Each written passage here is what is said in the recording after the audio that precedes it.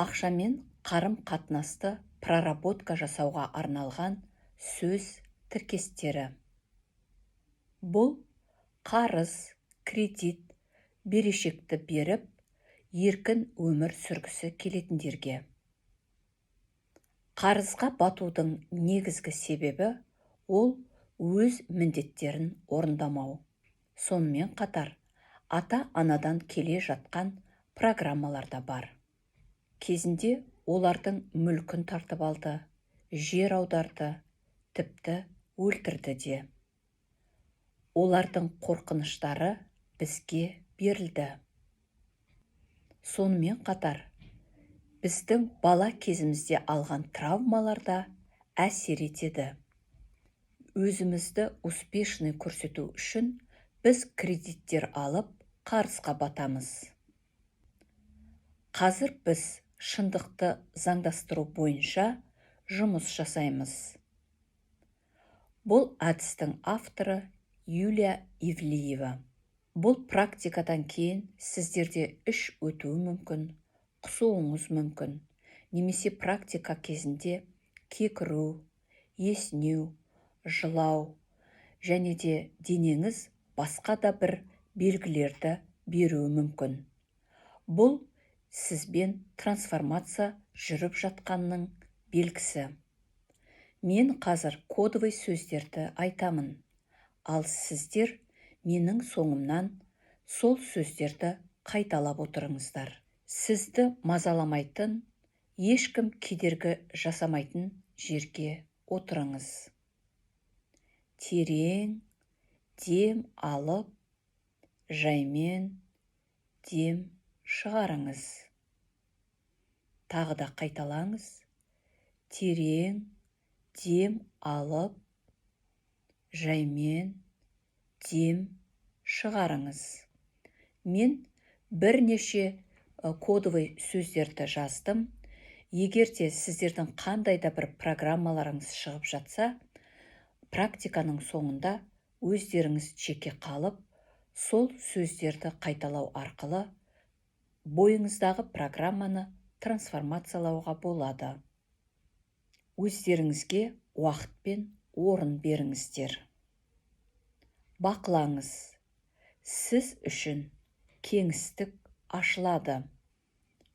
Денеңізді босатып, менің соңымнан қайталаңыз. Менің бір бөлігім қарыздар мен несиелерді жасайды. Және бұл өмір сүрудің жалғыз себебі сияқты. Және бұл өз өмірімдегі мәнді таппаған сияқтымын.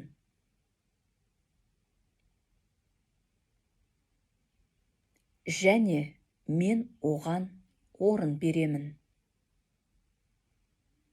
Менің бүкіл ата тегімде және реинкарнацияларымда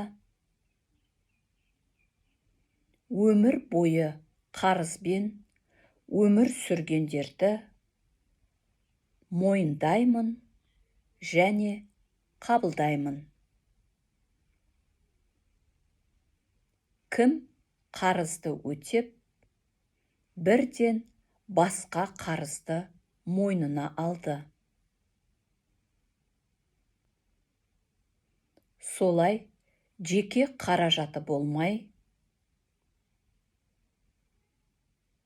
өмір бойы қарыздарды өтеді. Мен оларға орын беремін. Мен бұл тәжірибені алған баға бойынша қабылдаймын.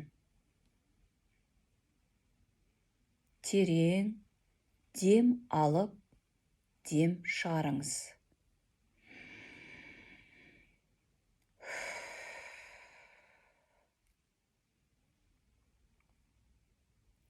Және бұл менің дәл қазір не қайталайтынымды, білмеймін дегенге ұқсайды.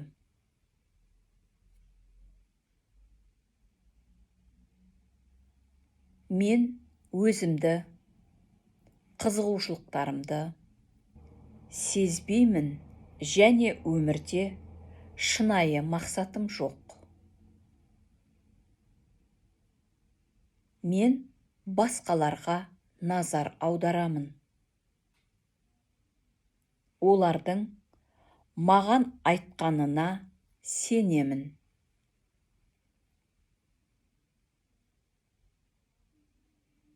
Ал несиелер мен қарыздардың арқасында мен басқа адамдардың мүдделері мен тілектерін сатып аламын.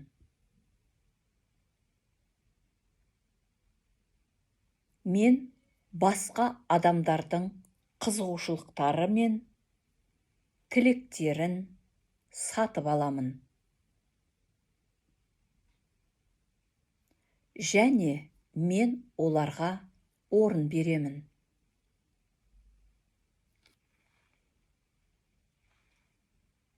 Ал кейде маған олар меніңкі сияқты болып көрінеді.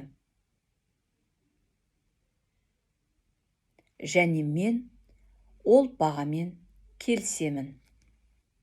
Менде басқа бір бөлігім бар екенін мойындаймын және қабылдаймын.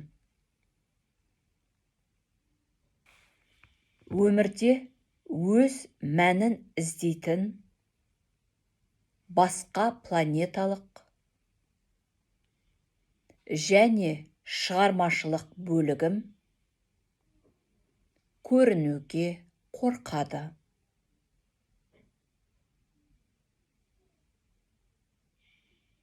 Менің өмірімде өз мәнім болса, мені қабылдаудан қорқамын. Мен өз отбасымдағы ақыл парасатымен ерекшеленетін, ел жынды, бір түрлі ессіз деп санайтын, дүние танымы отбасынан, ата тегінен қатты өзгешеленетін адамдарды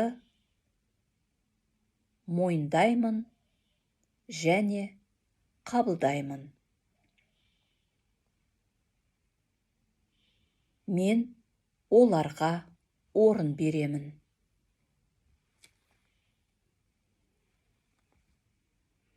Ондай адамдардан бас тартып, ондай адамдарды қуып және өмірінен айыра алатын. Сондықтан мен қабылданбаудан қорқамын.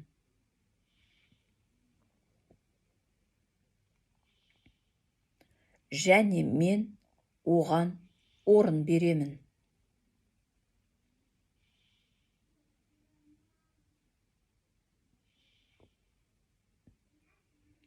Менің бүкіл ата тегімде және өткен өмірлерімде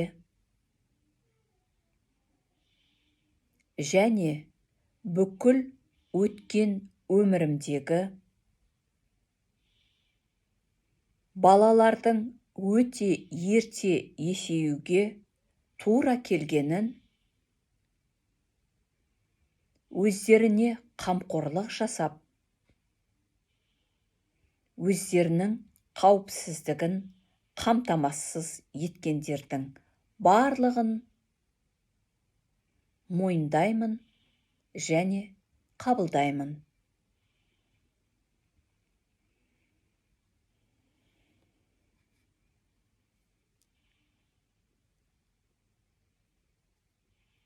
мүгедек ата-аналарына қамқорлық жасап,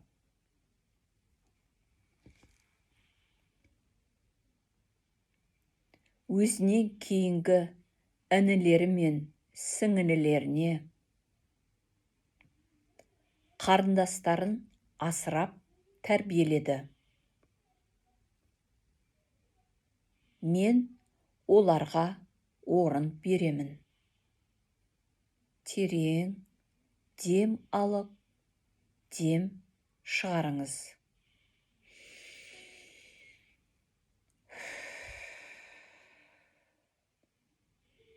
Тағы да терең дем алып, дем шығарыңыз.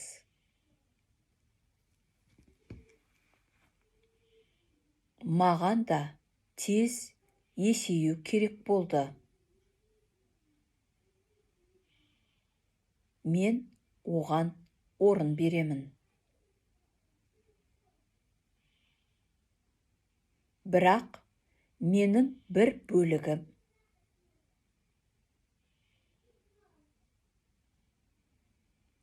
өзімді еске түсіру үшін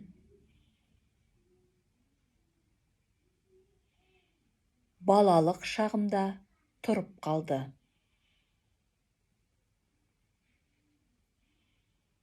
Бұл менің несие алуым арқылы көрінеді.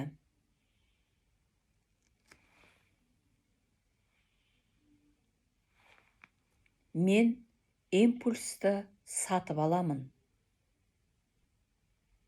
Және ақшаны қалай ұстау керек екендігін білмеймін. Ал менің таба алатын табысым қалағаныма жетпейді. Мен оған орын беремін.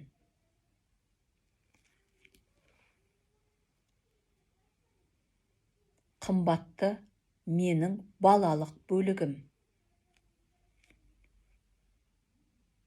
Сен екеуміз аман қалдық. Және бүгін 7 март 2024 жыл. Мен саған орын беремін. Мен бүкіл ата тегімде және алдыңғы өмірлерімде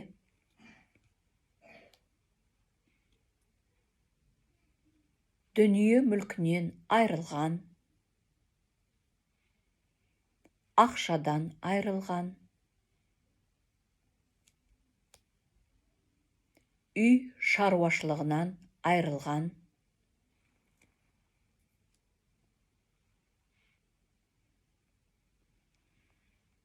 байлығы үшін жер аударылған, түрмеге жабылған, немесе өмірден айрылған адамдарды мойындаймын және қабылдаймын. Мен олардың барлығына орын беремін.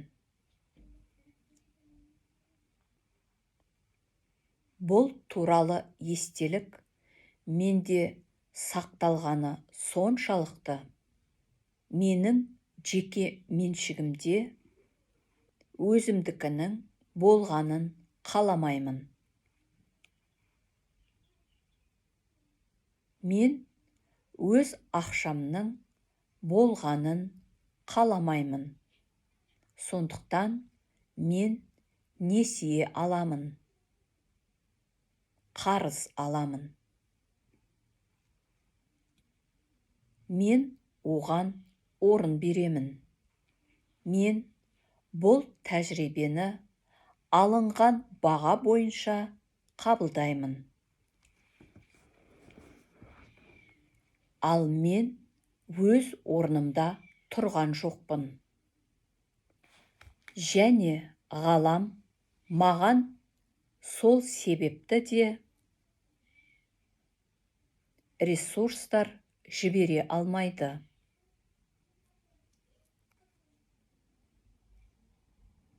Менің барлық ата тегімде және алдыңғы өмірлерімде басқа адамдардың орнында болған және өзінің әл-ауқатын жақсарту үшін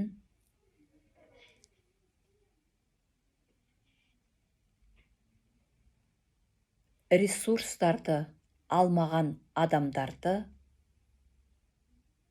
мойындаймын және қабылдаймын. Мен олардың барлығына орын беремін.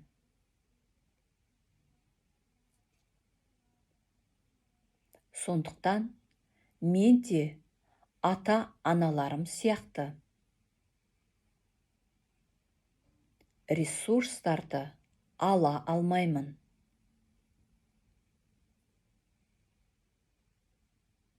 Ал мен біреудің есебінен өмір сүріп жатқан сияқтымын. Мен бүкіл ата тегімде және менің реинкарнацияларымда басқа біреудің есебінен өмір сүргендер және тәуелді болғандарды мойындаймын және қабылдаймын. Мен бүкіл ата тегімде және менің реинкарнацияларымда бүкіл отбасын асырап,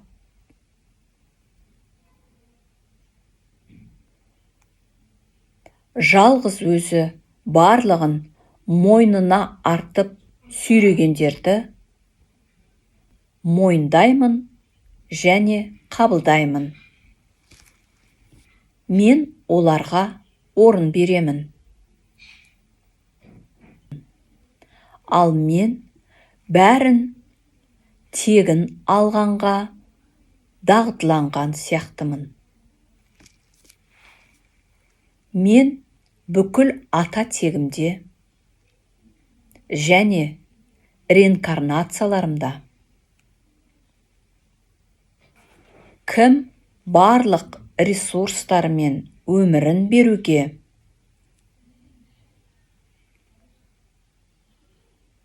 ақша үшін шайтанмен келісімге келді. Мен бүкіл ата тегімде және реинкарнацияларымда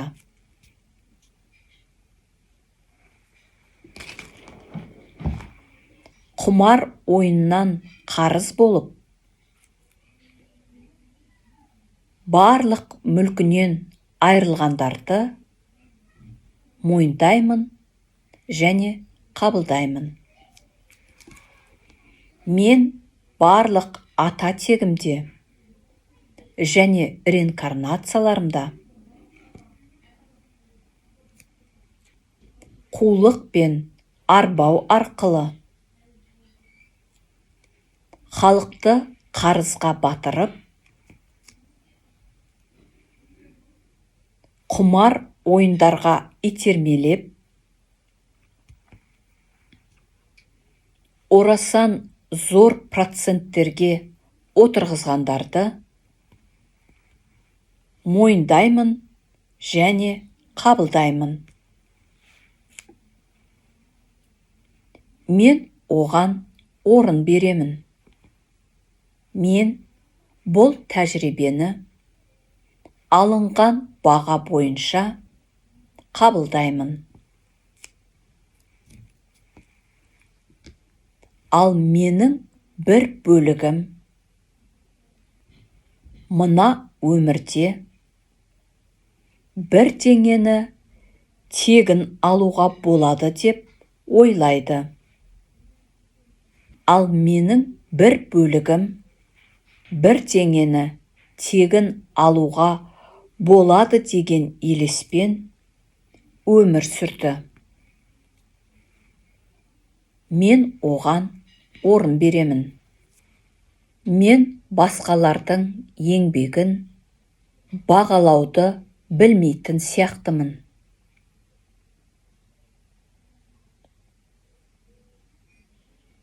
Сондықтан мен басқалардың еңбегін құнсыздандыру арқылы өзімді де құнсыздандырамын. Мен оған орын беремін. Ал менің бір бөлігім ақшаның кесірінен қарым-қатынасты бұзуға болатынына сенеді. Мен бүкіл ата тегімде және бүкіл реинкарнацияларымда жақындарымның қарым-қатынасын ақшаға байланысты үзгендерін, отбасынан қуылғандарды, жанжалдасып сатқындық жасағандарды, алданғандарды мойындаймын және қабылдаймын. Оларға орын беремін. Сондықтан отбасымның ішіндегі қарым-қатынасты сақтау үшін менің жеке ақшамның болуы пайдалы емес.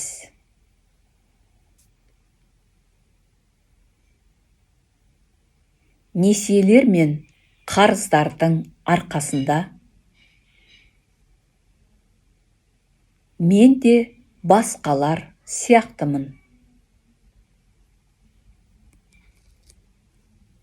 Маған ешкім опасыздық жасамайды. Менің ойымша, қарыздар мен несиелер маған қауіпсіздікті, еркіндік пен махаббатты қамтамасыз етеді. Мен олардың бәріне орын беремін. Бірақ бұл шындық емес. Менің бір бөлігім біреуге өзін міндетті сезінеді.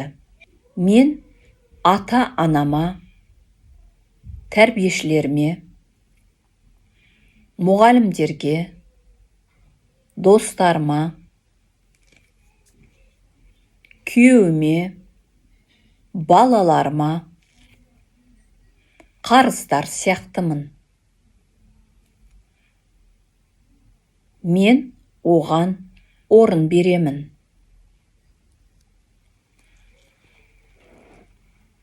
Ал менің бір бөлігім осы қарызды несие арқылы өтеуді шешіп, толығымен қарызға батқан сияқты. Мен оған орын беремін. Бірақ мен қаншалықты қателестім. Дәл қазір мен өзіме және жаратушы ием саған қарыздар екенімді түсіндім. Мен оған орын беремін.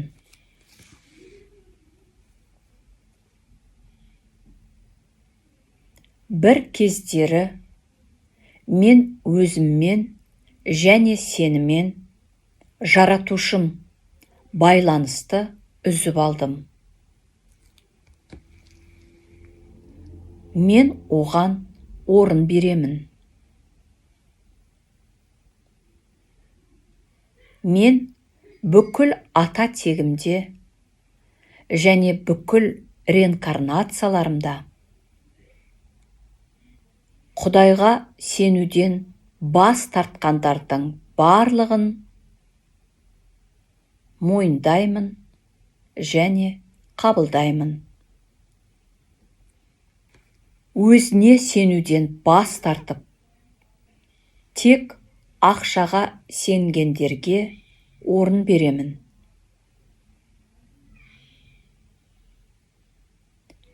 Және ақша беретін өкімет органдарына сенетіндерге орын беремін. Мен ақша арқылы басқа адамдардың үстінен билік ететінімді сеземін. Мен оған орын беремін. Мен бүкіл ата тегімде және бүкіл реинкарнацияларымда өкіметтің күшін асыра сілтеп, адамдардың тағдырын өз пайдасына шешкендерді мойындаймын және қабылдаймын. Және адамдарды сатып алып, сататындарды мойындаймын. Олардың еркі мен бостандықтарынан айырды. Оларды қауіпсіздіктен айырды.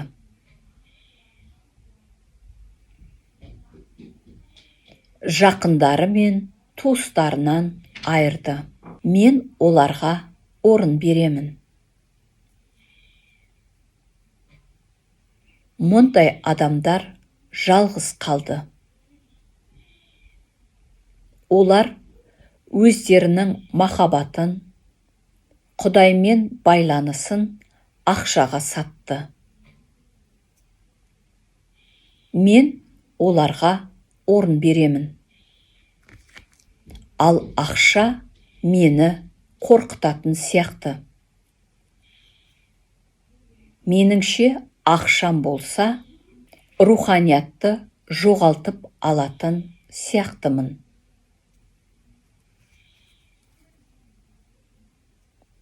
Мен Құдаймен байланысымды жоғалтамын.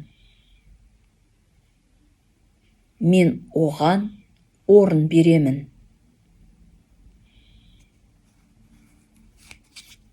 Сондықтан маған өз ақшам емес, несие алу оңайырақ. Мен оған орын беремін. Несие мен қарыз тірі қалудың жалғыз жолы сияқты. Өйткені менің басқа лайықты табыс көзім жоқ. Мен оған орын беремін.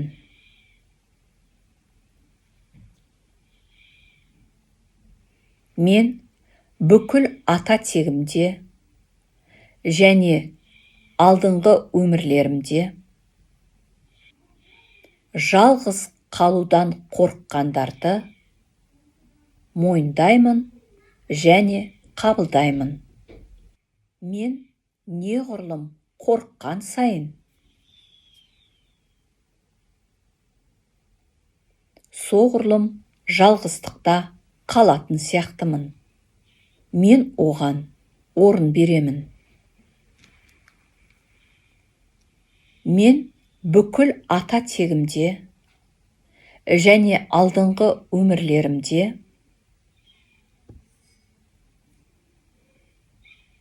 кім қарызын өтей алмай туған жерін тастап кетуге мәжбүр болғандарды мойындаймын және қабылдаймын. Сөйтіп, бөтен елде қаңғып жүріп,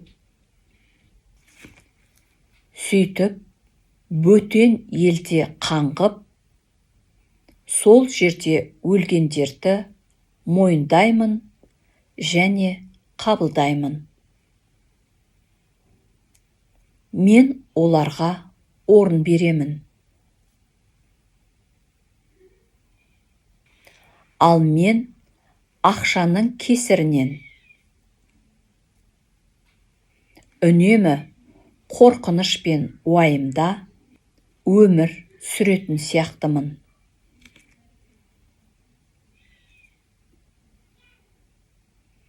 Бұл менің қорқынышым емес екенін түсінемін. Мама, папа, мен сіздердің барлық қорқыныштарыңыз бен уайымдарыңызды сіздерге қайтарамын. Бүгіннен бастап мен ата тегімнен шығармашылық, қуат, шабыт, талант ағынын қалпына келтіру ниетімді білдіремін. Менде қабілетім, талантым бар. Менде ата тегімнің тәжірибесі бар. Мен бұл әлемге пайда бола алатын дағдыларым мен қабілеттерім бар. Раббым, менде бәрі бар.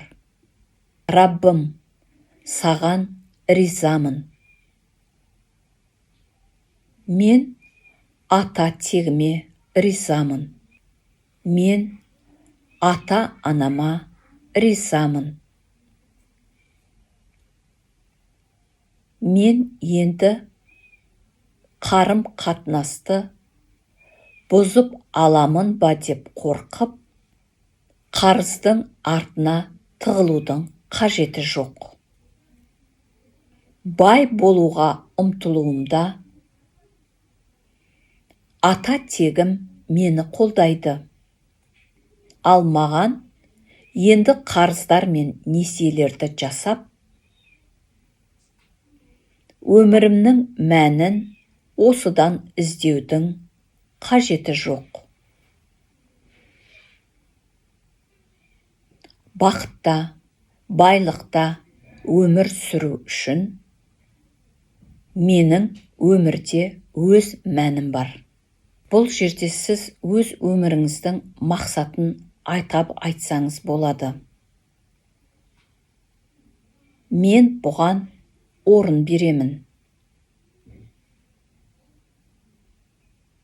Және мен өзіме қажеттінің барлығын аламын. Мен өзіме уақыт және орын беремін. Осымен сессиямыз аяқталды. Егер де сіздерге осы сессия пайдалы болса, астына кері байланыс қалдыруларыңызды өтінемін.